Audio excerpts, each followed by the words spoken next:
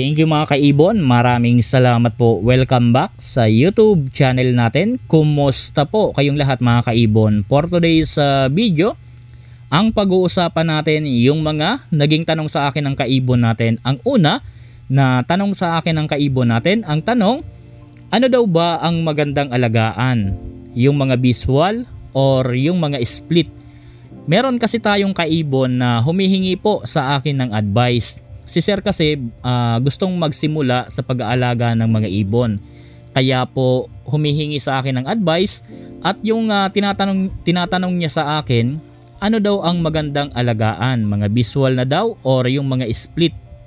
Gusto kasi ni Sir daw mag-project ng Lutino Opa. Pero kung kaya daw ng budget niya yung mga visual, gusto daw niyang simulan doon sa mga visual. Mga kaibon, itong ibibigay kong advice kay Sir, hindi lang naman to para sa kanya. Para din po ito sa lahat ng kaibon natin at doon sa lahat na gustong magsimula sa larangan ng pag-aalaga ng mga ibon. Una, kapag gusto po ninyong magsimula, isipin po muna ninyo kung meron ba kayong time sa pag-aalaga doon sa mga ibon. Pangalawa, meron ba silang pwesto na pwede nating paglagyan na hindi sila mabubulabog at hindi sila mai-stress. Kapag meron na po kayong dalawang yan, gusto na ninyo magsimula sa pag-aalaga, bili kayo ng cage and then bili kayo ng ceramic and then bili na kayo ng nest box.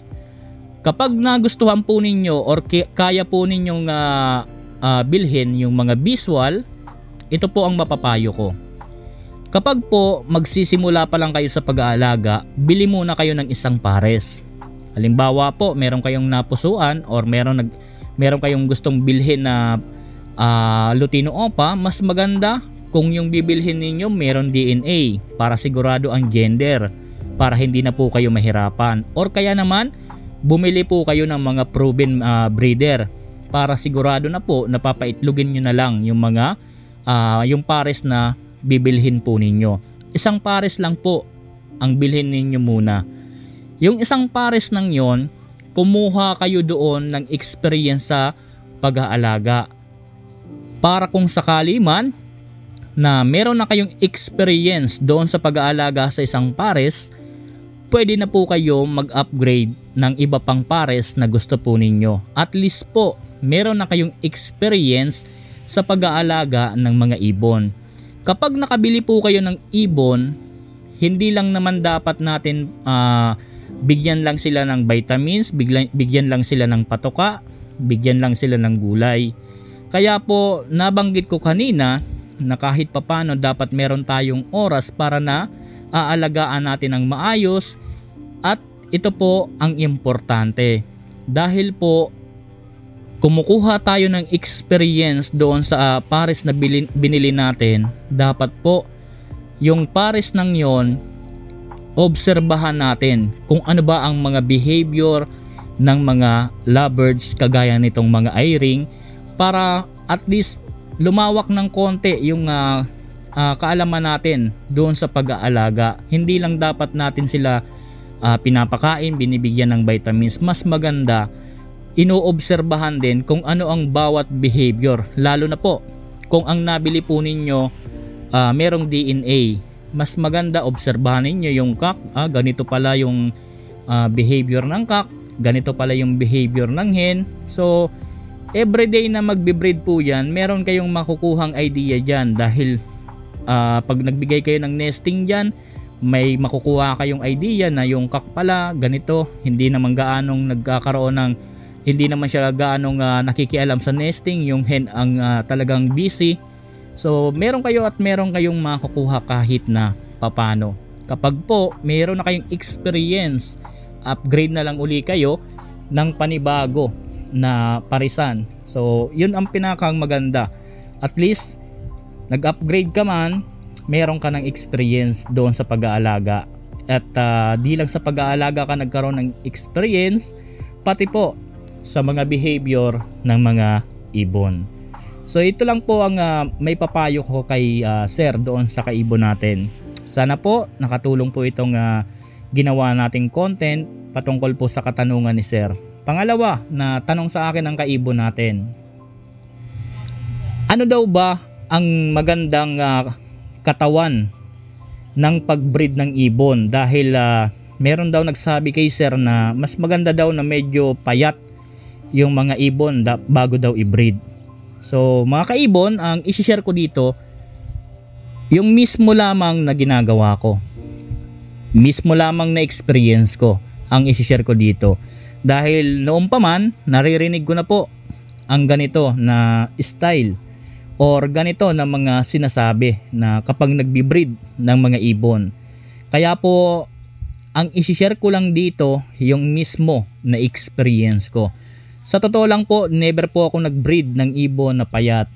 Hindi ko po ginawa po yan sa mga ibon na ibinibreed ko.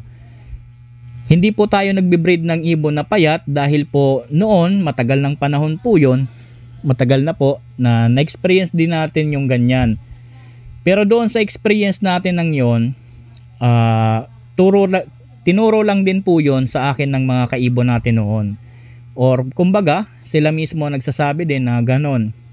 Ngayon, nag-breed tayo ng ganong klase ng ibon. Sa experience natin yon, na payat po ang ibon, halos kahit proven breeder na, sa 5 itlog, 2, 3 yung per tail. Minsan 2 lang talaga yung nagiging per tail. Bukod sa 2, 3 yung per tail, medyo maliliit pa po ng konti yung mga iniitlog. And then, pangalawang clutch po ng breeder na ganun ang katawan, halos umayaw na po ang kak. Pagod na pati yung hen. Talagang, kung titingnan mo po, talagang pagkatapos subuan yung mga anak, makikita mo nakatago na yung yung ulo sa likod. Parang maawa ka dahil di ko masabi na sa pagod din siguro dahil wala naman sa kondisyon yung katawan. Ngayon, binago ko po ang ganong style. Sarili ko na po kumbaga, sariling style ko na po ang ginawa ko. Bago ko binibreed yung mga ibon, kinokondisyon ko muna. Pag na-kondisyon ko na yung mga ibon, saka ko na po ibinibreed. Sa 5 itlog, halos lahat po merong laman. Sa 4 na itlog, halos po lahat merong laman. Kahit po yung clutch gawin natin tuloy-tuloy, hindi ko po nakikita na yung cock nakatago yung ulo sa likod. Talagang kahit po tuloy-tuloy yung pag-breed, masiglang-masigla pa rin yung breeder natin. At pag hinihipo ko yung breeder, nakadalawa or 3 clutch na, talagang bilog pa rin po ang katawan. Napakaganda po na i-breed ang isang ibon na nasa kondisyon po ang katawan. Bilog po dapat talaga yung katawan bago natin i-breed. Yung pagkabilog ng katawan niya, yung hen, wag naman yung meron ng sapula. Yung tamang bilog lang talaga na hindi siya magkakaroon ng sapula. Yung talagang nasa kondisyon lang talaga, tansyahin nyo na lang po kapag nagpapakain kayo sa mga gagawin yung breeder. Importante yung pagkondisyon para sa tuloy-tuloy din na pangingitlog, and then hindi lang sa tuloy-tuloy na pangingitlog. Yung itlog magiging healthy. Hindi lang yung itlog magiging healthy, talagang magiging fertile dahil po maganda yung katawan ng mga alaga natin. Kapag ganon ang katawan na nasa kondisyon, kahit 3-4 na clutch, hindi mo makikitaan na yung cock mo pagod na pagod mga kaibon. Pero kapag payat yung ibon, obserbahan po ninyo, kahit dyan po sa mga ibonan po ninyo, ang 2 clutch, makikita mo yan palagi pagkatapos subuan yung anak, yung inakay nila, yung ulo ng cock, lagi yan nakatago sa likod dahil pagod. So napaka-importante na i-breed po ninyo yung ibon, maganda ang katawan para maganda rin po ang kalabasan ng breeding natin. Huwag po tayong mag-breed, or depende na lang po sa inyo kung ano yung pinapaniwalaan po ninyo na pagbe-breed. Para sa akin, huwag tayong mag-breed ng payat yung ibon dahil po sayang yung pag-aantay kung iisipin. Mababa ang chance ng fertility ng itlog, medyo maliliit pa. Tapos yung breeder pa natin talagang pagod na pagod dahil wala naman sa kondisyon yung katawan. Parang tao lang din mga kaibon. Ilaban mo sila na wala sa kondisyon, talagang manghihina. So doon sa kaibon natin na nagtanong, sana po nagkaroon po kayo ng konting kaalaman at idea. Hanggang dito muna yung video natin. Maraming salamat po. Happy birthday po sa ating lahat. God bless po sa ating lahat mga kaibon.